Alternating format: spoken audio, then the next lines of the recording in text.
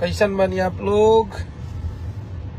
उम्मीद करतनी कि मस्त हो कब, जबरदस्त हो कब जा आप लोग। और हमनी के एगो गाना आइल बा गणेशा फिल्म से, बहुत निमन गाना बा, साफ सुथरा गाना बा। और एगो पति पत्नी के नोक झोंक बनौनी जा और आप लोग के भर भर के प्यार मिलता है।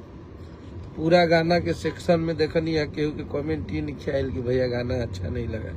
तो हमारा हिट फ्लॉप वहीं पे निर्णय कर देते हैं आप लोग। और हम ही जानते नहीं कि आप सबके गाना बहुत बढ़िया लगी।